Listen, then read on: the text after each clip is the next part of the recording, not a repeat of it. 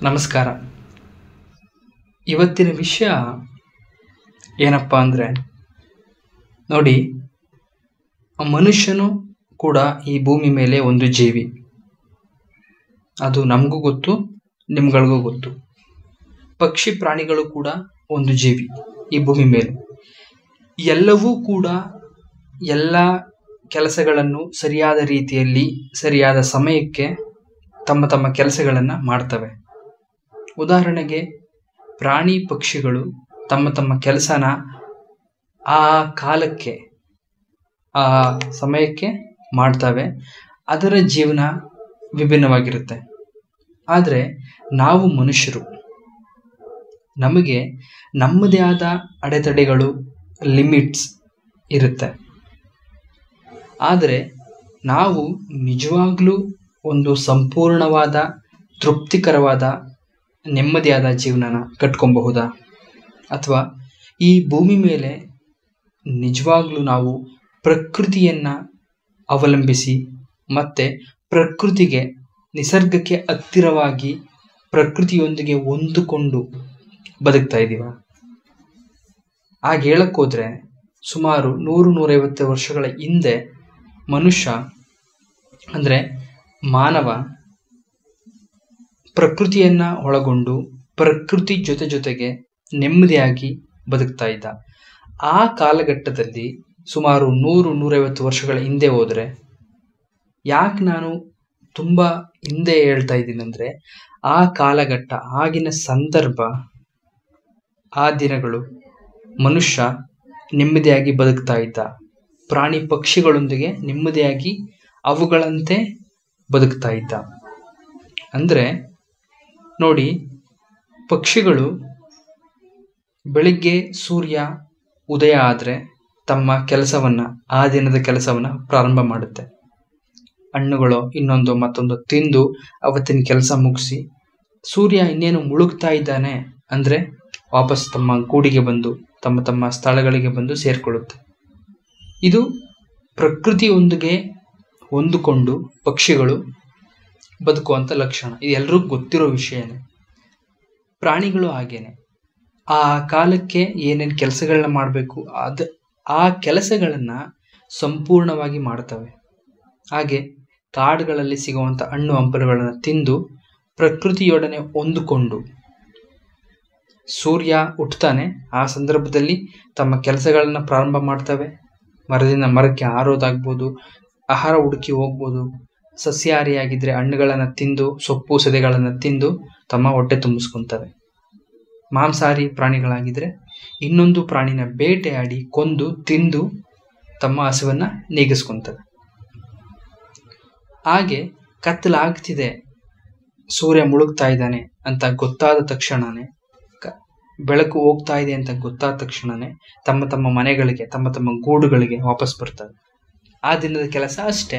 ಅವತ್ತಿನ ಬೇಟೆ, ಅವತ್ತಿನ ಊಟ, ನೆಮ್ಮದಿಯಾಗಿ ತಮ್ಮ ಮನೆ.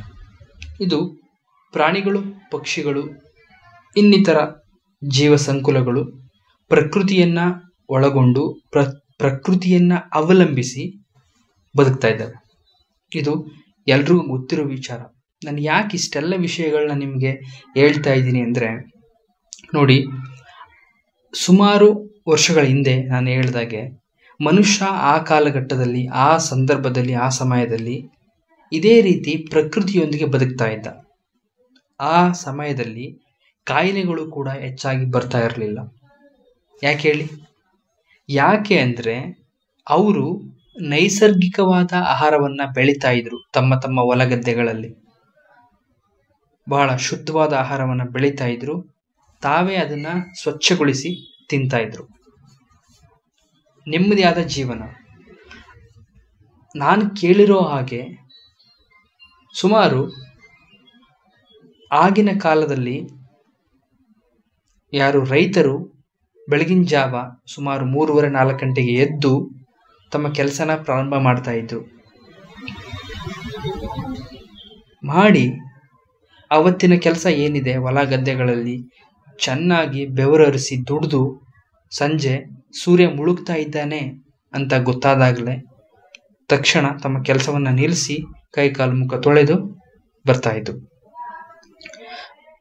ಅವರು ಮನೆಗೆ ಬರೋ ಅಷ್ಟರಲ್ಲಿ ಅವರ ಪತ್ನಿ ಅಥವಾ ಅವ್ರ ತಾಯಿ ಯಾರಿರ್ತಾರೋ ಅವ್ರಿಗೆ ಊಟನ ರೆಡಿ ಮಾಡಿರೋರು, ತಯಾರಾಗಿರೋದು ಆಹಾರ.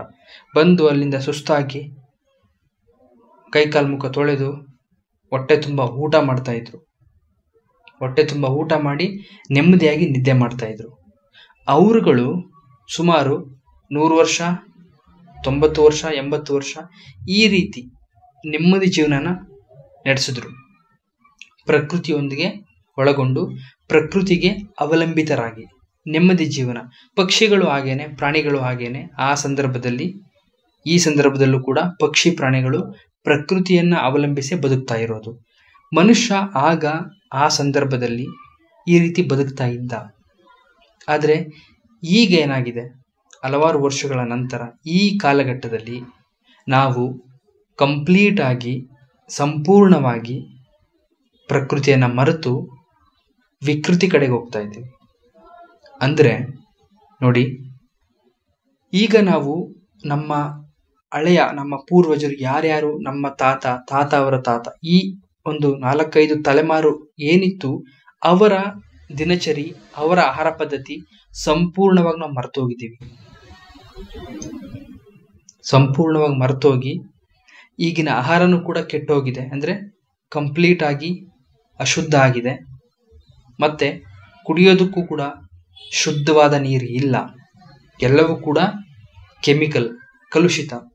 ಯಾವುದೇ ಒಂದು ಆಹಾರ ಕೊಂಡುಕೊಂಡ್ರೂ ಸಂಪೂರ್ಣವಾಗಿ ನಿಮಗೆ ಪರಿಶುದ್ಧವಾಗಿ ಸಿಗೋದೇ ಇಲ್ಲ. ಎಲ್ಲವೂ ಕೂಡ ಒಂದಲ್ಲ ಒಂದು ರಾಸಾಯನಿಕ ವಸ್ತುಗಳನ್ನು ಬಳಸಿ ತಯಾರಿಸಿರ್ತಾರೆ. ಹಾಗಾಗಿ ಇತ್ತೀಚಿನ ದಿನಗಳಲ್ಲಿ ಕಾಯಿಲೆ ಬರೋದು ತುಂಬ ಹೆಚ್ಚು. ಸಾಕಷ್ಟು ಉದಾಹರಣೆಗಳಿವೆ. ಹಾಗೆ ಅತಿಯಾಗಿ ನಾವು ಟೆಕ್ನಾಲಜಿ, ತಂತ್ರಜ್ಞಾನವನ್ನು ಅತಿಯಾಗಿ ಉಪಯೋಗಿಸಿ ನಮ್ಮ ಬುದ್ಧಿ, ಮನಸ್ಸು ನಮ್ಮ ಕಂಟ್ರೋಲಲ್ಲಿ ಇಲ್ಲ. ಯಾಕಂತ ಹೇಳಿದ್ರೆ ನೋಡಿ, ತುಂಬ ವರ್ಷಗಳ ಹಿಂದೆ ಯಾವುದೇ ರೀತಿ ಟೆಕ್ನಾಲಜಿ ಇರಲಿಲ್ಲ. ಬಹಳ ಕಮ್ಮಿ ಇತ್ತು. 1%, 2%. ಅದು ಬಿಟ್ಟರೆ 98% ಜನಗಳು ತಮ್ಮ ಕೆಲಸ, ತಮ್ಮ ಕಾರ್ಯಗಳು ಹಾಗೂ ರೈತರು ತಮ್ಮ ಕೆಲಸ, ತಮ್ಮ ಕಾರ್ಯಗಳಲ್ಲಿ ತೊಡಗಿದ್ರು. ನೆಮ್ಮದಿಯಾದ ಜೀವನ. ಆ ಕಾಲಘಟ್ಟದಲ್ಲಿ ಅವರಿಗೆ ಬೇಕಾಗಿದ್ದು ಹೊಟ್ಟೆ ತುಂಬ ಊಟ, ನೆಮ್ಮದಿಯಾಗಿ ಊಟ, ಕಷ್ಟಪಟ್ಟು ದುಡಿಬೇಕು, ಬೆಳಿಬೇಕು, ಒಂದಷ್ಟು ಹಣಗಳನ್ನು ಕೂಡಿಟ್ಟು ತಮ್ಮ ಮುಂದಿನ ಜೀವನ, ಮಕ್ಕಳು ಮರಿಗೆ ಉಪಯೋಗ ಆಗುವಂಥ ಕೆಲಸಗಳನ್ನ ಮಾಡ್ತಾ ಇದ್ರು. ನೆಮ್ಮದಿಯಾಗಿ ಜೀವನ ನಡೆಸ್ತಾ ಇದ್ರು. ತುಂಬ ವರ್ಷಗಳು ಕೂಡ ಬದುಕಿದ್ರು ಕೂಡ. ಕಾಲ ಬದಲಾದಂತೆ ಎಲ್ಲವೂ ಕೂಡ ಬದಲಾಗಿದೆ. ನೋಡಿ, ಈಗ ಈ ಸಂದರ್ಭದಲ್ಲಿ ನಾವು ಆ ಕಾಲಘಟ್ಟದಲ್ಲಿ ಬದುಕ್ತಿದ್ದಂಥ ಬದುಕನ್ನ ಬದುಕ್ತಾ ಇದ್ದೀವ ಈಗ? ಇಲ್ಲ, ಕಂಪ್ಲೀಟಾಗಿ ಚೇಂಜ್ ಆಗಿದೆ. ಆಗ ಸಂಜೆ 6:30ಗೆ ಮಲಗ್ತಾ ಇದ್ರು. ಸೂರ್ಯ ಮುಳುಗ್ದ ಅಂದರೆ 6:30, 7 ಗಂಟೆಗೆ ಊಟ ಆಯಿತು ಅಂದರೆ 7 ಗಂಟೆ ಮೇಲೆ ಒಬ್ಬರೂ ಬರ್ತಾ ಇರಲಿಲ್ಲ.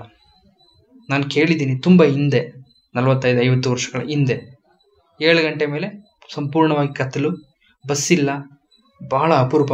ಎಲ್ಲೋ ಒಂದು ಊರಿಗೆ, ಒಂದು ಜಿಲ್ಲೆಗೆ ಒಂದು ಬಸ್ ಇದ್ದಂಥ ಕಾಲ ಆ ಕಾಲಘಟ್ಟ. 6:30, 7 ಗಂಟೆ ಸಂಪೂರ್ಣವಾಗಿ ಕತ್ತಲೆ. ಎಲೆಕ್ಟ್ರಿಕ್ ದೀಪಗಳು ಕೂಡ ಇರಲಿಲ್ಲ, ಬಹಳ ಕಮ್ಮಿ. ದೀಪದ ಬೆಳಕಿತ್ತು. ಸೀಮೆಣ್ಣೆ ದೀಪನೋ ಇನ್ನೊಂದು ಎಣ್ಣೆ ದೀಪನೋ ಹಚ್ಕೊಳ್ಳೋರು, ಅದು ಅಪರೂಪ. ಅದು ಬಿಟ್ಟರೆ ಸೂರ್ಯ ಮುಳುಗ್ದ ಅಂದರೆ 6:30, 7 ಗಂಟೆಗೆ ಊಟ ಮಾಡಿ ನೆಮ್ಮದಿಯಾಗಿ ನಿದ್ದೆಗೆ ಹೊರಟುಬಿಡೋರು, ನೆಮ್ಮದಿಯಾಗಿ ಮಲಗೋರು. ಮತ್ತೆ ಬೆಳಗಿನ ಜಾವ 4:30, 3 ಗಂಟೆಗೆ ಎದ್ದೇಳೋರು. ಎದ್ದು ಹಸು ಕರುಗಳು ತಮ್ಮ ಏನು ಕೆಲಸ ಇರುತ್ತೆ, ಹೊಲ ಗದ್ದೆನೋ ಇನ್ನೊಂದು ವ್ಯವಸಾಯ, ಏನೋ ಒಂದು ಕೆಲಸ ಅವ್ರದ್ದು ಇದ್ದೇ ಇರುತ್ತೆ. ಆ ಕೆಲಸವನ್ನು ಅವರು ಬಹಳ ಅಚ್ಚುಕಟ್ಟಾಗಿ ಪ್ರೀತಿಯಿಂದ ಮಾಡೋರು. ಬೆಳಿಗ್ಗೆ ಎದ್ದು ತಮ್ಮ ಕಾರ್ಯಗಳು, ತಮ್ಮ ಕೆಲಸಗಳನ್ನು ಮಾಡೋರು, ತಮ್ಮ ಕೆಲಸಗಳಲ್ಲಿ ತೊಡಗಿಸ್ಕೊಳ್ಳೋರು. ಅದೇ ರೂಟೀನ್ ಮತ್ತು ಅದೇ ಚಕ್ರ. ಸಂಜೆ ಆಗ್ತಿದ್ದಂಗೆ ವಾಪಸ್ ಬರೋದು, ಮನೆಯಲ್ಲಿ ಮಾಡಿರುವಂಥ ಆಹಾರನ ತಿನ್ನೋದು, ನೆಮ್ಮದಿಯಾಗಿ ವಿಶ್ರಾಂತಿಯಿಂದ ಮಲ್ಕೊಳ್ಳೋದು. ಆಮೇಲೆ ಅವರು ಮಲಗಿದ ತಕ್ಷಣ ಅವ್ರಿಗೆ ನೆಮ್ಮದಿಯಾಗಿ ನಿದ್ದೆ ಬರ್ತಾ ಇತ್ತು. ಯಾಕಂದರೆ ಬೆಳಿಗ್ಗೆಯಿಂದ ಸಂಜೆ ತನಕ ಮೈ ಮುರಿದು ಬೆವರರಿಸಿ ಚೆನ್ನಾಗಿ ದೇಹನ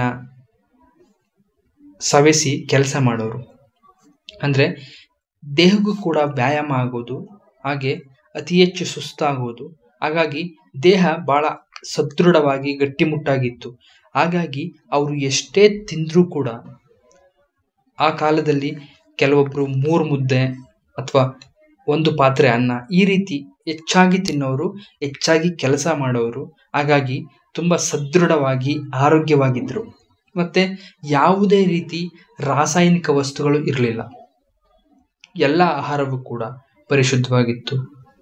ನೆಮ್ಮದಿಯಾಗಿ ತಿಂತಾ ಇದ್ರು, ಆರೋಗ್ಯವಂತರಾಗಿದ್ದರು. ಎಷ್ಟು ಸುಂದರವಾದ ಬದುಕು ಅಲ್ವಾ?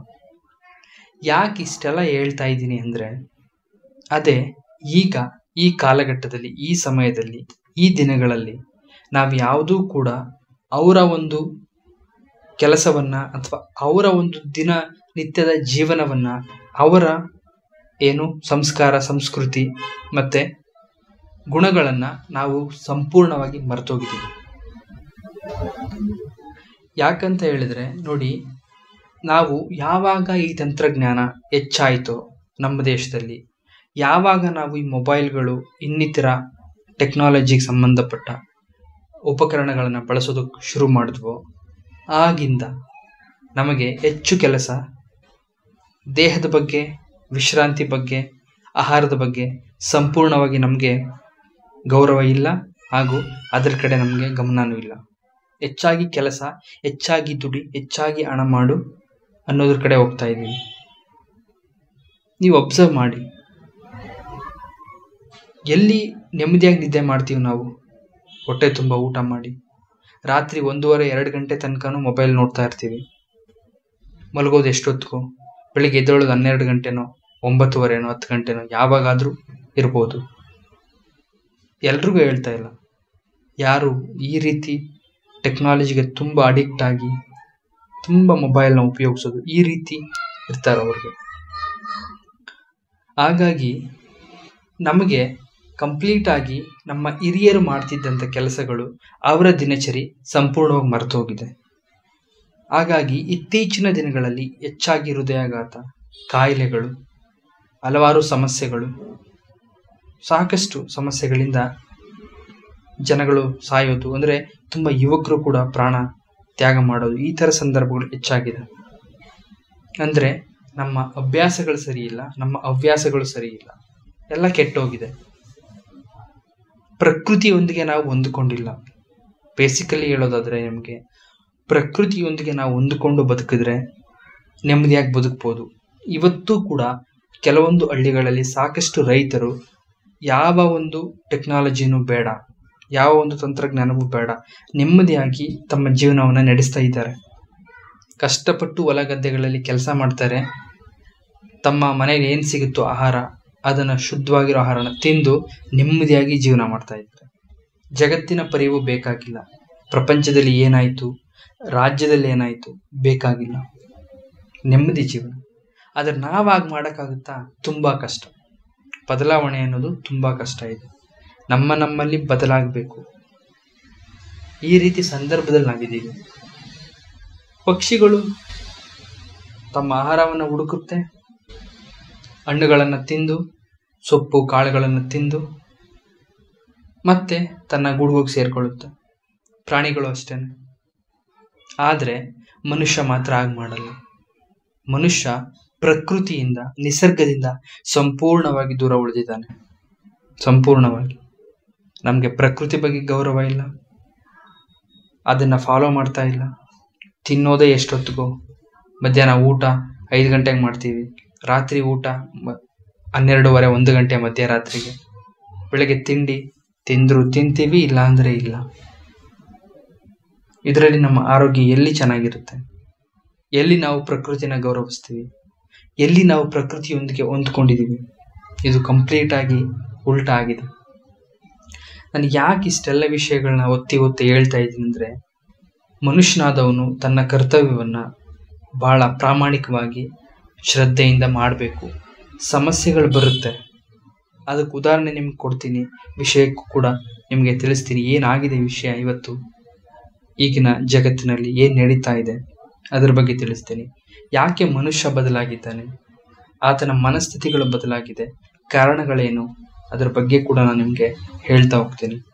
ನೋಡಿ, ಆತನ ಮನಸ್ಥಿತಿ ತಾನೊಬ್ಬ ನೆಮ್ಮದಿಯಾಗಿದ್ದರೆ ಸಾಕು, ಪ್ರಪಂಚದ ಅರಿವು ಬೇಕಾಗಿಲ್ಲ, ಸಮಾಜದ ಅರಿವು ಬೇಕಾಗಿಲ್ಲ, ನನಗೆ ಸಮಾಜದಲ್ಲಿ ಬದುಕೋ ಆಸೆನೂ ಇಲ್ಲ, ಇಚ್ಛೆನೂ ಇಲ್ಲ, ನಾನು ಸಂಪೂರ್ಣವಾಗಿ ಸಮಾಜದಿಂದ ದೂರ ಅಂತ ಆಚೆ ಹೋಗ್ಬಿಟ್ಟಿದ್ದಾರೆ.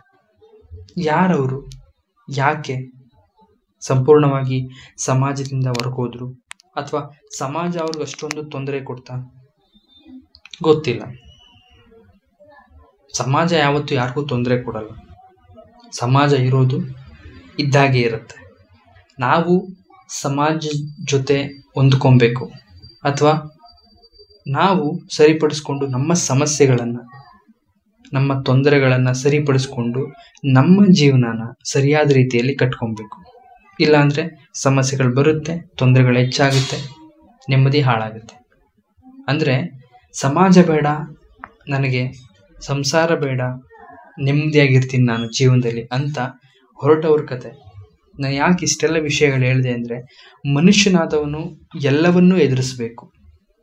ಎಲ್ಲವನ್ನು, ನನಗಿದಾಗಲ್ಲ, ನನ್ನ ಕೈಲಿ ಅದಾಗಲ್ಲ, ನನಗೆ ಇದೇ ಬೇಕು ಅಂದರೆ, ನನಗೆ ಯಾರ ಸಮಸ್ಯೆನೂ ಬೇಡ, ಯಾರ ಒಂದು ತೊಂದರೆನೂ ಬೇಡ, ನನಗೆ ಸಂಬಂಧಗಳು ಬೇಡ, ಸ್ನೇಹಿತರು ಬೇಡ, ನನಗೆ ಸಮಾಜ ಬೇಡ, ನಾನು ಸಂಪೂರ್ಣವಾಗಿ ಒಂದು ಕಾಡು ಮನುಷ್ಯನ ರೀತಿ ಬದುಕಬೇಕು, ಅಥವಾ ನಾನು ಕಾಡಿನಲ್ಲಿ ವಾಸ ಮಾಡಬೇಕು ಅಂತ ಒಬ್ಬ ವ್ಯಕ್ತಿಯ ಅಥವಾ ಮನುಷ್ಯನ ಮನಸ್ಥಿತಿ ಯಾಕೆ ಆ ಮಟ್ಟಕ್ಕೆ ಹೋಗುತ್ತೆ ಅಂದರೆ, ತನ್ನಲ್ಲಿರುವಂಥ ಭಯ. ಸಮಾಜವನ್ನ ನೇರವಾಗಿ ಎದುರಿಸೋದಕ್ಕೆ ಆಗಲ್ಲ ಅವ್ರಿಗೆ. ಸಮಾಜವನ್ನ ಎದುರಿಸೋದಕ್ಕೆ ಆಗದೆ ಇರೋದಕ್ಕೆ ಕಾರಣ ಅವರಲ್ಲಿ ತಾನು ಏನೂ ಅಲ್ಲ ಅನ್ನೋ ಕೀಳಿರಿಮೆ. ತಾನು ಸರ್ವಶ್ರೇಷ್ಠ ಅಂತ ಅಂದ್ಕೊಂಡ್ರೆ ಏನು ಬೇಕಾದರೂ ಮಾಡ್ಬೋದು. ಆದರೆ ನೋಡಿ, ಅದನ್ನೆಲ್ಲ ಬಿಟ್ಟು ಅವರು ನನಗೆ ಸಮಾಜ ಬೇಡ, ನನಗೆ ಸಂಸಾರ ಬೇಡ, ನನಗೆ ಸಂಬಂಧಗಳು ಬೇಡ ಅಂತ ಒಬ್ಬ ವ್ಯಕ್ತಿ ನಮ್ಮ ಕರ್ನಾಟಕದಲ್ಲಿ, ನಮ್ಮ ಉತ್ತರ ಕನ್ನಡ ಜಿಲ್ಲೆಯ ಅಂದರೆ ಉಡುಪಿ ಹತ್ರ ಒಬ್ಬ ವ್ಯಕ್ತಿ ಸುಮಾರು 20 ವರ್ಷದಿಂದ, ಇಷ್ಟೊತ್ತು ನಿಮ್ಗೆ ಹೇಳಿದ್ನಲ್ಲ ಕತೆ, ಇದಕ್ಕೆಲ್ಲ ಮೂಲ ಕಾರಣ ಈ ವ್ಯಕ್ತಿಗಳೇ. ಯಾಕೆ ಈ ವ್ಯಕ್ತಿಗಳು ಅಂದರೆ ಇನ್ನೂ ಹಲವಾರಿದ್ದಾರೆ, ಅದ್ರ ಬಗ್ಗೆ ಹೇಳ್ತೀನಿ ನಿಮಗೆ. ನೋಡಿ, ಇವರ ಹೆಸರು ಚಂದ್ರಶೇಖರ್ ಅಂತ. ಈ ಚಂದ್ರಶೇಖರ್ ಅವರು ಸುಮಾರು 20 ವರ್ಷಗಳಿಂದ ಒಂಟಿ ಜೀವನ ನಡೆಸ್ತಾ ಇದ್ದಾರೆ. ನಾಗರಿಕ ಸಮಾಜವನ್ನೇ ಧಿಕ್ಕರಿಸಿ ಬದುಕ್ತಾ ಇರುವಂಥ ವ್ಯಕ್ತಿ ಇವರು. ನೋಡೋದಕ್ಕೆ ಸಂಪೂರ್ಣವಾಗಿ ಕಾಡು ಮನುಷ್ಯನ ರೀತಿ ಕಾಣಿಸ್ತಾ ಇದ್ದಾರೆ. ಉದ್ದಗಡ್ಡ, ಜಡೆ ಕಟ್ಟಿರುವಂಥ ಕೂದಲು, ಅರಕು ಬಟ್ಟೆ, ಒಂದು ಯಾವುದೋ ಒಂದು ಹಳೆ ಚಡ್ಡಿ, ಈ ರೀತಿ. ಆದರೆ ಅವರು ಯಾಕೆ ಈ ಸ್ಥಿತಿಗೆ ಬಂದರು, ಮತ್ತು ಅವ್ರಿಗೆ ಈ ಸ್ಥಿತಿಗೆ ಬರೋದಕ್ಕೆ ಕಾರಣ ಏನು, ಅವರ ಜೀವನ ಶೈಲಿ ಯಾಕೆ ಈ ಥರ ಆಯಿತು, ಯಾಕೆ ಇವರು ಸಮಾಜದಿಂದ ಸಂಪೂರ್ಣವಾಗಿ ಕಾಡನ್ನು ಸೇರಿದ್ರು, ಸಮಾಜ ಬೇಡ, ನನಗೆ ಯಾರ ಸಂಬಂಧವೂ ಬೇಡ, ನಾನೊಬ್ಬನೇ ನೆಮ್ಮದಿಯಾಗಿ ಬದುಕ್ತೀನಿ ಅಂದರೆ. ಇಷ್ಟೊತ್ತು ನಾನು ಹೇಳಿದ್ದು ಪ್ರಾಣಿ ಪಕ್ಷಿಗಳು ಎಲ್ಲವನ್ನೂ ಮಾಡುತ್ತೆ, ಆ ಕಾಲಕ್ಕೆ ಎಲ್ಲವನ್ನೂ ಮಾಡುತ್ತೆ. ಸಂತಾನಾಭಿವೃದ್ಧಿ ಆಗಿರ್ಬೋದು, ತನ್ನ ಮಕ್ಕಳನ್ನು ಬೆಳೆಸೋದಾಗಿರ್ಬೋದು, ನಂತರ ಅದನ್ನು ಬಿಟ್ಟು ತನ್ನ ಜೀವನನ ಹುಡುಕೊಂಡು ಹೋಗೋದು. ಪಕ್ಷಿಗಳು ಸಂತಾನಾಭಿವೃದ್ಧಿ, ಮಕ್ಕಳನ್ನ ಬೆಳೆಸೋದು, ತನ್ನ ಜೀವನವನ್ನು ಕಟ್ಕೊಳ್ಳೋದು, ಎಲ್ಲ ಜೀವರಾಶಿಗಳು ಕೂಡ ಮಾಡುತ್ತೆ. ಆದರೆ ಈ ಮನುಷ್ಯನಾದವನು ಯಾಕೆ, ಕೆಲವೊಬ್ಬರು, ಎಲ್ಲರೂ ಅಲ್ಲ, ಕೆಲವೊಬ್ಬರು ಮಾತ್ರ ಯಾಕೆ ಸಡನ್ನಾಗಿ ಈ ರೀತಿಯ ನಿರ್ಧಾರಗಳನ್ನು ತೆಗೆದುಕೊಳ್ತಾರೆ ಅಂತ ನೋಡೋದಾದ್ರೆ, ಮನಸ್ಸಿನಲ್ಲಿ ತುಂಬ ಮೃದು ವ್ಯಕ್ತಿ ಇವರು, ಆದರೆ ಸಮಾಜದಿಂದ ಕಂಪ್ಲೀಟ್ ಆಗಿ ದೂರ ಇದ್ದಾರೆ. ಸುಮಾರು 20 ವರ್ಷಗಳಿಂದ ಇದ್ದಾರೆ. ನೋಡಿ, ದಕ್ಷಿಣ ಕನ್ನಡ ಜಿಲ್ಲೆಯ ಸುಳ್ಯ ತಾಲೂಕಿನ ಅರಂತೋಡು ಗ್ರಾಮದ ಅಡ್ತಲೆ ನಕ್ಕರೆ ದುರ್ಗಮ ಅರಣ್ಯದ ನಡುವೆ ಒಂದು ಸಣ್ಣ ಪ್ಲಾಸ್ಟಿಕ್ ಶೀಟ್ನ ಹಾಕೊಂಡು ಅವರು ಒಂದು ಪುಟ್ಟದಾದ ಗುಡಿಸಲನ್ನ ಮಾಡಿಕೊಂಡು ಸುಮಾರು 20 ವರ್ಷಗಳಿಂದ ಆ ಕಾಡಿನಲ್ಲಿ ವಾಸ ಮಾಡ್ತಾ ಇದ್ದಾರೆ.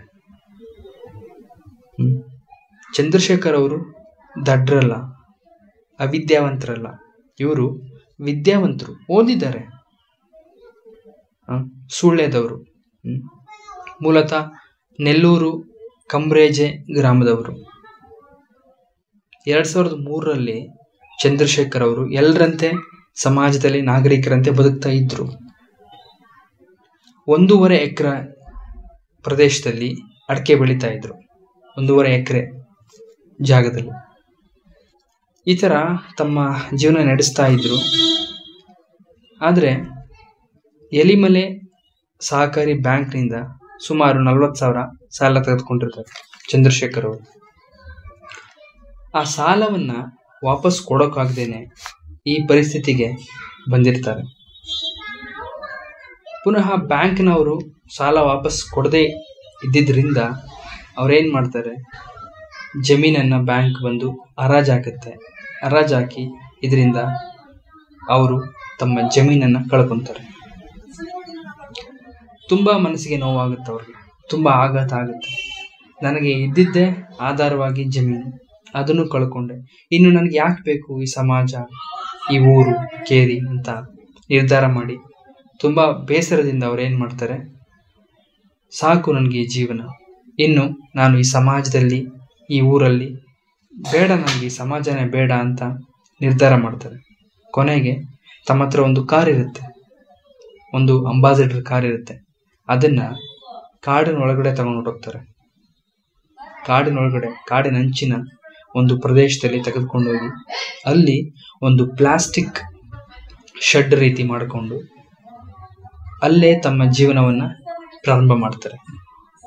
ಸಂಪೂರ್ಣವಾಗಿ ಸಮಾಜದಿಂದ ಹೊರಗೆ ಕಾಡಲ್ಲಿ ವಾಸವನ್ನು ಪ್ರಾರಂಭ ಮಾಡ್ತಾರೆ. ಆದರೆ ನೀವು ಕೇಳ್ಬೋದು, ಅಲ್ಲಿ ಉಳ್ಕೊಂಡ್ರೆ ಊಟ ತಿಂಡಿ ಬೇರೆ ವ್ಯವಸ್ಥೆಗೆ ಏನು ಅಂತ. ನೋಡಿ, ಇವರು ವಿದ್ಯಾವಂತರಾಗಿರೋದ್ರಿಂದ ಬುದ್ಧಿ ಚೆನ್ನಾಗಿದೆ ಇವ್ರಿಗೆ. ಹಾಗಾಗಿ ಕಾಡಲ್ಲಿ ಸಿಗುವಂಥ ಹಣ್ಣು ಹಂಪಲುಗಳನ್ನು ತಿಂತಾರೆ. ಹಾಗೆ ಕಾಡಲ್ಲಿ ಸಿಗುವಂಥ ಕೆಲವೊಂದು ಗಿಡಗಳು ಬಳ್ಳಿಗಳನ್ನು ಕತ್ತರಿಸಿ ಅದನ್ನು ಒಣಗಿಸಿ ಅದರಲ್ಲಿ ಬುಟ್ಟಿಗಳನ್ನು, ಬೇರೆ ಈ ಥರ ವಸ್ತುಗಳನ್ನು ನೇದು ಅದನ್ನು ತಗೊಂಡೋಗಿ ಅಲ್ಲೇ ಹತ್ತಿರದಲ್ಲಿದ್ದಂಥ ಅಂಗಡಿಗಳಿಗೆ ತೆಗೆದುಕೊಂಡು ಕೊಡೋದು. ಸುಮಾರು 20 ರೂಪಾಯಿ, 15 ರೂಪಾಯಿ, 30 ರೂಪಾಯಿ ಈ ಥರ ಕೊಟ್ಟಂಥ ಹಣಗಳನ್ನು, ಅಂದರೆ ಆ ಕಾಸನ್ನು ತೆಗೆದುಕೊಂಡ್ಬಂದು ಒಂದಷ್ಟು ಏನು ಬೇಕು ಅವ್ರಿಗೆ ದಿನಸಿ ಪದಾರ್ಥ ಅದನ್ನು ಕೊಂಡ್ಕೊಂಡು ಬಂದು ಅಡುಗೆ ಮಾಡ್ಕೊಂಡು ತಿನ್ನೋದು. ಈ ರೀತಿ ಜೀವನನ ಸುಮಾರು 20 ವರ್ಷಗಳಿಂದ ನಡೆಸ್ತಾ ಇದ್ದಾರೆ ಚಂದ್ರಶೇಖರ್ ಅವರು. ಇದನ್ನು ನೋಡಿದಂಥ ಅಲ್ಲಿನ ಸ್ಥಳೀಯ ಪೊಲೀಸರು, ಜಿಲ್ಲಾಧಿಕಾರಿಗಳು ಎಲ್ಲರೂ ಕೂಡ ಸಾಕಷ್ಟು ಬಾರಿ ಹೋಗಿ ಅವ್ರಿಗೆ ಹೇಳಿದ್ದಾರೆ, ದಯವಿಟ್ಟು ಕಾಡಿನಿಂದ ನಾಡಿಗೆ ಬನ್ನಿ, ನಿಮಗೆ ಒಂದು ಮನೆ ವ್ಯವಸ್ಥೆ ಮಾಡಿಕೊಡ್ತೀವಿ, ಕಾಡಲ್ಲಿ ಇರಬಾರ್ದು ಅಂತ ಸಾಕಷ್ಟು ಅವ್ರನ್ನ ಕೇಳ್ಕೊಂಡಿದ್ದಾರೆ. ಆದರೆ ಅವ್ರಿಗೆ ಸಂಪೂರ್ಣವಾಗಿ ಕಾಡನ್ನು ಬಿಟ್ಟು ನಾಡಿಗೆ ಬರಲು ಇಷ್ಟ ಇಲ್ಲ. ಅಂದರೆ ಸುಮಾರು 20 ವರ್ಷ ಅವರ ಯೌವನ ಹಾಳಾಯಿತು. ಕೇವಲ 40,000 ಸಾಲ ಇತ್ತು. 1 ವರ್ಷ ಕಷ್ಟಪಟ್ಟಿದ್ರು ಅಥವಾ 2 ವರ್ಷ ಕಷ್ಟಪಟ್ಟಿದ್ರು ಸಾಲ ತೀರಿಸ್ಬೋದಾಗಿತ್ತು. ಯಾಕೆ ತೀರಿಸಲಿಲ್ಲ? ಛಲ ತೆಗೆದುಕೊಂಡು ಪ್ರಯತ್ನ ಪಟ್ಟು ಹೋರಾಟ ಮಾಡಿದರೆ ಸುಂದರವಾದ ಬದುಕನ್ನು ಕಟ್ಕೊಬಹುದಾಗಿತ್ತು. ಹೆಂಡತಿ ಮಕ್ಕಳು, ಸಂಸಾರ ಎಲ್ಲವನ್ನೂ ಅನುಭವಿಸಬೇಕು ಜೀವನದಲ್ಲಿ ಅಂತ ಯಾಕೆ ನಾನು ಹೇಳಿದೆ ಅಂದರೆ, ಪ್ರಕೃತಿಯಲ್ಲಿ ಮನುಷ್ಯ ಬಹಳ ವಿಸ್ಮಯವಾದಂಥ ವ್ಯಕ್ತಿ, ಶ್ರೇಷ್ಠವಾದಂಥ ವ್ಯಕ್ತಿ, ಅಪರೂಪದ ಜೀವಿ ಮನುಷ್ಯ. ಪ್ರಾಣಿಗಳಿಗೆ ನಮ್ಮಷ್ಟು ಸುಂದರವಾಗಿ ಮಾತಾಡೋಕ್ಕೆ, ಆಡೋದಕ್ಕೆ ಬರಲ್ಲ, ಅಥವಾ ಇನ್ನೊಂದು ಚಟುವಟಿಕೆ ಕ್ರಿಯೆಗಳನ್ನು ಮಾಡೋಕ್ಕೆ ಬರಲ್ಲ. ಅವು ಏನಿದ್ರೂ ತಮ್ಮ ಸಂತಾನಾಭಿವೃದ್ಧಿ, ಹಣ್ಣು ಹಂಪಲು, ಆಹಾರ, ಕಿತ್ತಾಟ ಮತ್ತು ನೆಮ್ಮದಿಯಾದ ಒಂದು ಜೀವನ, ತಮ್ಮ ಗೂಡು, ತಮ್ಮ ಬಾರ್ಡರ್ ಅಂದರೆ ಒಂದು ಪ್ರದೇಶ, ಆ ವ್ಯಾಪ್ತಿಯಲ್ಲೇ ಬದುಕಿ ತಮ್ಮ ಸಂಪೂರ್ಣವಾದ ಬದುಕನ್ನು ಅಲ್ಲೇ ಕಳೆಯುತ್ತೆ. ಕೊನೆಗೊಂದಿನ ಸುತ್ತೋಗ್ತವೆ. ಮನುಷ್ಯ ಆಗಲ್ಲ. ಮನುಷ್ಯ ಎಲ್ಲವನ್ನೂ ಮಾಡಿ ಅಗಾಧವಾದ ಜ್ಞಾನವನ್ನು ಸಂಪಾದನೆ ಮಾಡಿ, ಅಗಾಧವಾದ ಸಾಧನೆ ಮಾಡಿ, ದೇಶಕ್ಕೆ, ರಾಜ್ಯಕ್ಕೆ, ಎಲ್ಲರಿಗೂ ಕೂಡ ಬೆಳಕನ್ನು ತೋರಿಸುವಂಥ ಮಾದರಿಯಲ್ಲಿ ಬದುಕಬೇಕಾದಂಥವನು ಮನುಷ್ಯ. ಈ ರೀತಿಯಾದ ಮನುಷ್ಯ ಹೋಗ್ತಾ ಇರೋದಾದ್ರೂ ಎಲ್ಲಿಗೆ? ಕಾಡಿಗೆ. ಅಂದರೆ ನಾವು ಜಗತ್ತಿನ ಮುಂದೆ ಹೋಗ್ಬೇಕಾ, ಅಥವಾ ಜಗತ್ತಿನ ಮೀರಿ ಮುಂದೆ ಬೆಳಿಬೇಕಾ, ಅಥವಾ ನಾವು ಜಗತ್ತು ಬೇಡ ಸಮಾಜ ಬೇಡ ಅಂತ ಹೇಳಿ ಕಾಡೊಳಗಡೆ ಹೋಗ್ಬೇಕಾ? ಅಂದರೆ ನಾವು ತುಂಬ ಹಿಂದೆ ಹೋಗ್ತಾ ಇದ್ದೀವ ಅಥವಾ ಮುಂದೆ ಹೋಗ್ಬೇಕಾ? ನೋಡಿ, ಚಂದ್ರಶೇಖರ್ ಅವ್ರ ಜೀವನ 20 ವರ್ಷ, ಪಾಪ ಅವರು ಇಡೀ ಜೀವನ ಕಾಡಲ್ಲಿ ಕಳೆದ್ರು. ಈಗ ಸರಿಸುಮಾರು ಅವ್ರಿಗೊಂದು 40-45 ವರ್ಷ ವಯಸ್ಸಿರಬಹುದು. ಏನು ಸಾಧಿಸಿದ್ರು ಅವರು ಜೀವನದಲ್ಲಿ?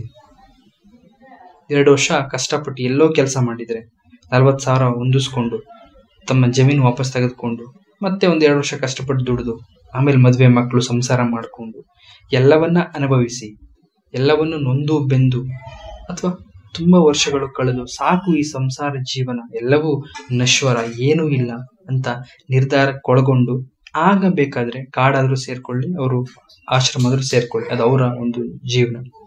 ಆದರೆ ಇವರು ತಮ್ಮ ಯಾವುದನ್ನು ಕೂಡ ಅನುಭವಿಸದೆ ಸಂಪೂರ್ಣವಾಗಿ ತಮ್ಮ ಯೌವನದಲ್ಲೇ ಅವರೋಗಿ ಕಾಡನ್ನು ಸೇರ್ಕೊಂಡಿದ್ದು ನಿಜವಾಗ್ಲೂ ದುರ್ದೈವ. ಒಬ್ಬ ಮನುಷ್ಯನಾದವನು ಏನಾದರೂ ಸಾಧಿಸಬೇಕು ಜಗತ್ತಿನಲ್ಲಿ, ಏನೇ ಸಮಸ್ಯೆ ಬಂದರೂ ಎದುರಿಸ್ಬೇಕು ಅನ್ನೋದು ಎಲ್ಲರೂ ಹೇಳೋ ಮಾತು. ಇದು ನನಗೂ ಕೂಡ ನಿಮಗೂ ಕೂಡ ಪ್ರತಿಯೊಬ್ಬರಿಗೂ ಕೂಡ ಇದು ಅನ್ವಯಿಸುತ್ತೆ. ಇಂಥ ಸಂದರ್ಭದಲ್ಲಿ ಪಾಪ ಈ ಚಂದ್ರಶೇಖರ್ ಅವರು ಆ ಕಾಡಿನಲ್ಲಿ ಸೇರ್ಕೊಂಡು ಅದೇ ಜಾಗದಲ್ಲಿ ಚಂದ್ರಶೇಖರ್ ಅಂತವರು ರಬ್ಬರ್ ಕಾಡನ್ನ ಇವರಿಗೆ ಜಾಗ ಎಂದುಕೊಂಡಿದ್ದಾರೆ. ರಬ್ಬರ್ ಕಾಡನ್ನ ಇವ್ರಿಗೆ ಜಾಗ ಅಂದ್ಕೊಂಡು ಕೊಟ್ಟಿದ್ದಾರೆ. ಆದರೆ ಅದು ಅವ್ರಿಗೆ ಇಷ್ಟ ಆಗಿಲ್ಲ. ಒಂದು ಸ್ವಲ್ಪ ಜಾಗ ಕೊಟ್ಟಿದ್ದಾರೆ ಇಲ್ಲಿರಿ ಅಂತ ಅಧಿಕಾರಿಗಳು, ಆದರೆ ಅವ್ರಿಗೆ ಇಷ್ಟ ಆಗಿಲ್ಲ. ಮತ್ತೆ ಅದೇ ಜಾಗದಲ್ಲಿ ವಾಸ ಮಾಡೋದಕ್ಕೆ ಈಗ ತಾನೇ ಪ್ರಯತ್ನ ಪಡ್ತಾ ಇದ್ದಾರೆ. ಅಂದರೆ ಇವ್ರಿಗೆ ಸಮಾಜದ ಜೊತೆಗೆ ಬದುಕೋದಕ್ಕೆ ಇಷ್ಟ ಇಲ್ಲ ಅಂತ ಒತ್ತಿ ಹೇಳ್ತಾ ಇದ್ದಾರೆ. ಅವ್ರಿಗೆ 20 ವರ್ಷ ಕಾಡಲ್ಲೇ ತಮ್ಮ ಜೀವನವನ್ನ ಕಳೆದಿರೋದ್ರಿಂದ ವಾಪಸ್ ಅವ್ರಿಗೆ ಸಮಾಜದ ಜೊತೆಗೆ ಹೊಂದ್ಕೊಳ್ಳೋದಕ್ಕೆ ಆಗ್ತಾ ಇಲ್ಲ, ಮತ್ತೆ ಅವ್ರಿಗೆ ಇಷ್ಟನೂ ಇಲ್ಲ. ಇವ್ರೊಬ್ಬರದೇ ಕತೆ ಅಲ್ಲ, ಈ ರೀತಿ ಇನ್ನೊಬ್ಬ ವ್ಯಕ್ತಿ ಇದ್ದಾರೆ ನೋಡಿ. ಇವರು ಇದೇ ಥರನೇ ಸಂಸಾರದಿಂದ ಸಮಯಾರಣ ಎಂದುಕೊಂಡು ಕಾಡಿಸಿರ್ತಾರೆ ಒಬ್ಬ ಯುವಕ. ಇದು ಚೀನಾ ದೇಶದಲ್ಲಿ ನಡೀತಿರೋ ಘಟನೆ ನೋಡಿ. ಚೀನಾದ ಸಿಚುವೆನ್ ಪ್ರಾಂತ್ಯದಲ್ಲಿ ಒಬ್ಬ ವ್ಯಕ್ತಿಯೊಬ್ಬರು ಸಂಸಾರಿಕ ಜೀವನಕ್ಕೆ ಬೇಸತ್ತು ಸುಮಾರು 5 ವರ್ಷಗಳಿಂದ ಗುಹೆ ಸೇರಿದ್ದಾರೆ. ಆ ಗುಹೆ ಸೇರಿ ಅಲ್ಲೇ ಬದುಕ್ತಾ ಇದ್ದಾರೆ. ಇವರ ಹೆಸರು ಮಿನ್ ಹೆಂಗ್ ಕಾಯ್. ಸುಮಾರು ಇವ್ರಿಗೆ 35 ವರ್ಷ. ಒಂದು ಕಾಲದಲ್ಲಿ ಕ್ಯಾಬ್ ಡ್ರೈವರ್ ಆಗಿ ಕೆಲಸ ಮಾಡ್ತಾ ಇದ್ರು. ಸುಮಾರು ಒಂದು ದಿನಕ್ಕೆ 10 ಗಂಟೆ ಕೆಲಸ ಮಾಡ್ತಾ ಇದ್ರು. ಕಷ್ಟಪಟ್ಟು ದುಡಿತಾ ಇದ್ರು. ದುಡಿದು ತಿಂಗಳಿಗೆ ಸುಮಾರು $1,400 ಗಳಿಸ್ತಾ ಇದ್ರು.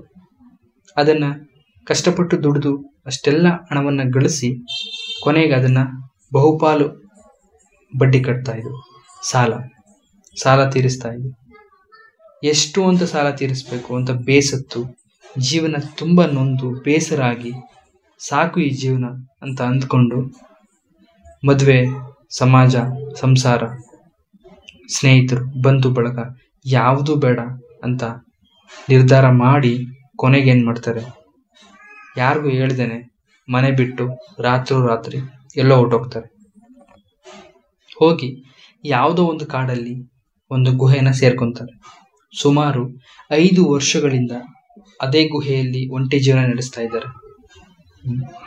ಇವ್ರು ಹೇಳ್ತಾ ಇದ್ದಾರೆ ಇವರ ಅನುಭವದಲ್ಲಿ, ನೋಡಿ ನನ್ನ ಹೃದಯದ ಮಾತಿದು, ನಾನು ಕೇಳದೆ ನಾನು ಈಗ ಸುಖಿ, ನೆಮ್ಮದಿಯಾಗಿದ್ದೇನೆ. ನಿಸರ್ಗದ ಜೊತೆ ಹೊಂದಿಕೊಂಡು ಬದುಕುತ್ತಿರೋ ನಾನು ನೆಮ್ಮದಿ ಇದೆ ನನಗೆ. ಮದುವೆ, ಮಕ್ಕಳು, ಸಂಸಾರ, ಈ ಜಂಜಾಟ ಎಲ್ಲ ಸಮಯ ವ್ಯರ್ಥ. ನಿಜವಾದ ಸುಖ ಸಂಸಾರದಲ್ಲಿಲ್ಲ ಎಂದು ಹೇಳ್ತಾ ಇದ್ದಾರೆ. ಅಂದರೆ ಸಮಸ್ಯೆಗಳು ಬರುತ್ತೆ, ನಮಗೂ ಬರುತ್ತೆ, ನಿಮಗೂ ಬರುತ್ತೆ, ಎಲ್ರಿಗೂ ಬರುತ್ತೆ. ಆ ಸಮಸ್ಯೆನ ಎದುರಿಸ್ಬೇಕಲ್ವ ಮನುಷ್ಯನಾದವನು. ಪಕ್ಷಿ ಪ್ರಾಣಿಗಳಿಗೆ ಸಮಸ್ಯೆ ಇಲ್ವಾ? ಅವಕ್ಕೂ ಇವೆ. ನಮಗೆ ಗೊತ್ತಿಲ್ಲ, ನಮಗೆ ಕಾಣಿಸಲ್ಲ, ಅವಕ್ಕೆ ಮಾತು ಬರಲ್ಲ, ಹೇಳ್ಕೊಳಕ್ಕಾಗಲ್ಲ. ನಮಗೆ ಸಮಸ್ಯೆ ಇಲ್ಲ. ಈ ಜಗತ್ತಿನಲ್ಲಿ ಸಮಸ್ಯೆಯಿಂದ ಮುಕ್ತಿ ಆದವ್ರು ಯಾರೂ ಇಲ್ಲ. ಪ್ರತಿಯೊಬ್ಬರಿಗೂ, ಪ್ರತಿ ಪ್ರಾಣಿ, ಜೀವಿ ಎಲ್ಲವಕ್ಕೂ ಕೂಡ ಒಂದಲ್ಲ ಒಂದು ಸಮಸ್ಯೆ ಇದ್ದೇ ಇದೆ. ಪರಿಹಾರನೂ ಇದೆ. ಹುಡುಕ್ಬೇಕು. ಕೆಲವೊಂದು ಸಾರಿ ತುಂಬ ಸಮಯ ತೆಗೆದುಕೊಳ್ಳುತ್ತೆ. ಆದರೆ ಪ್ರಯತ್ನ ಪಡ್ಬೇಕು, ನಾವು ಬಿಡಬಾರ್ದು. ಏನೇ ಸಮಸ್ಯೆ ಬಂದ್ರೂ ಅದನ್ನು ಎದುರಿಸ್ಬೇಕು. ಪಕ್ಷಿ ಪ್ರಾಣಿಗಳು ಎಲ್ಲವನ್ನೂ ಎದುರಿಸ್ತವೆ. ಮಳೆ ಬಂದರೆ ಎಷ್ಟು ಕಷ್ಟ, ತಮ್ಮ ಗೂಡು ಸಂಪೂರ್ಣವಾಗಿ ಹಾಳಾಗುತ್ತೆ. ಅಥವಾ ಯಾವುದಾದ್ರೂ ಭೂಕಂಪ ಆದರೆ ಮರಗಳು ಎಲ್ಲ ನಾಶ ಆಗುತ್ತೆ, ಅದರ ಮರಿಗಳು ಸಾಯ್ಬೋದು, ಅದೇ ಸಾಯ್ಬೋದು, ಇನ್ನೇನೋ ಸಮಸ್ಯೆ ಆಗ್ಬೋದು. ಅಂದರೆ ಸಮಸ್ಯೆ ಯಾರಿಗೂ ತಪ್ಪಿದ್ದಲ್ಲ, ಒಂದಲ್ಲ ಒಂದು ಸಮಸ್ಯೆ ಎಲ್ರಿಗೂ ಇದ್ದಿದ್ದೆ. ಅದನ್ನು ಎದುರಿಸ್ಬೇಕು. ನಾವು ಮನುಷ್ಯನಾದ ಮೇಲೆ ಎದುರಿಸಲೇಬೇಕು, ಎಲ್ಲವನ್ನು ಜಯಿಸಬೇಕು. ನೋಡಿ, ಇವರಾಗೆ ಜೀವನ ಕಷ್ಟ, ಏನೋ ಒಂದು ಸಮಸ್ಯೆ ಆಯಿತು ಒಂದು ಕಾಲಘಟ್ಟದಲ್ಲಿ, ಅದನ್ನೇ ಮನಸ್ಸಲ್ಲಿಟ್ಕೊಂಡು ಇಡೀ ಜೀವನ ನಾನು ಕಾಡಿನಲ್ಲಿ ಬದುಕ್ತೀನಿ ಅಂದರೆ ನಾವು ಮನುಷ್ಯರಾಗಿ ಹುಟ್ಟಿರೋದಕ್ಕೆ ಏನು ಕಾರಣ? ನಾವು ಯಾಕೆ ಮನುಷ್ಯರಾಗಿ ಹುಟ್ಟಿದ್ದೀವಿ? ಅದಕ್ಕೆ ಕಾರಣ ಏನೋ ಇರ್ಬೋದು, ಅದ್ಭುತ. ಅದನ್ನು ಸಾಧಿಸ್ಬೇಕು ನಾವು ಮನುಷ್ಯರಾದ ಮೇಲೆ. ನಾವು ಹೋಗಿ ಕಾಡು ಸೇರೋದು ಎಷ್ಟರ ಮಟ್ಟಿಗೆ ಸರಿ? ಅಂದರೆ ನಾವು ಈ ಭೂಮಿ ಮೇಲೆ ಬಂದಿರೋದು ಕೇವಲ ಕಾಡಿನಲ್ಲಿ ವಾಸ ಮಾಡಿ ಒಂದಷ್ಟು ವರ್ಷಗಳು ಬದುಕಿ ಸಾಯೋದಕ್ಕ? ಗೊತ್ತಿಲ್ಲ ಯಾರಿಂದ ಏನಾಗುತ್ತೆ ಅಂತ. ಆದರೆ ಸಮಸ್ಯೆಗಳನ್ನ ಎದುರಿಸ್ಬೇಕು, ಎಲ್ಲವನ್ನೂ ಜಯಿಸಬೇಕು, ಎಲ್ಲ ಸುಖಗಳನ್ನು ಅನುಭವಿಸಬೇಕು ಮನುಷ್ಯ. ಹಾಗೆ ಕೊನೆಗೆ ಎಲ್ಲವನ್ನು ಬಿಟ್ಟು ಹೋಗಲೇಬೇಕು. ಇದು ಶಾಶ್ವತ ಸತ್ಯ. ಇದು ಎಲ್ಲವನ್ನು ಅನುಭವಿಸಿ, ಎಲ್ಲವನ್ನು ಎದುರಿಸಿ, ನೊಂದು ಬೆಂದು ಎಲ್ಲವನ್ನು ಜಯಿಸಿ ಹೋಗಬೇಕು. ಅದನ್ನು ಬಿಟ್ಟು ನನಗೆ ಜೀವನ ಸಾಕಾಗಿದೆ, ಸಮಾಜ ಬೇಡ, ಸಂಬಂಧಗಳು ಬೇಡ, ಸ್ನೇಹಿತರು ಬೇಡ, ಸಂಸಾರ ಬೇಡ, ಮಕ್ಕಳು ಮರಿ ಬೇಡ ಅಂತ ನಿರ್ಧಾರಕ್ಕೊಳಗೊಂಡು ಎಲ್ಲವನ್ನು ತೊರೆದು ಕಾಡು ಸೇರೋದು ಎಷ್ಟು ಮಟ್ಟಿಗೆ ಸರಿ ಅನ್ನೋದೇ ಇವತ್ತಿನ ವಿಷಯ. ನನಗನ್ಸಿದ್ದು ಇಷ್ಟು, ಹಾಗಾಗಿ ನಿಮ್ಮ ಮುಂದೆ ಹೇಳ್ಕೊತಾ ಇದ್ದೀನಿ. ಮತ್ತೆ ಇನ್ನೊಂದು ವಿಷಯ ಹೇಳ್ತೀನಿ ನಿಮಗೆ. ಸಮಸ್ಯೆ ಏನೇ ಬಂದ್ರೂ ಎದುರಿಸ್ಬೇಕು, ಹೆದರಿ ಓಡೋಗ್ಬಾರ್ದು ಅಂತ ಹೇಳ್ತಾ ಇಲ್ಲಿಗೆ ಈ ವಿಷಯನ ಮುಗಿಸ್ತಾ ಇದ್ದೀನಿ. ನಮಸ್ಕಾರ.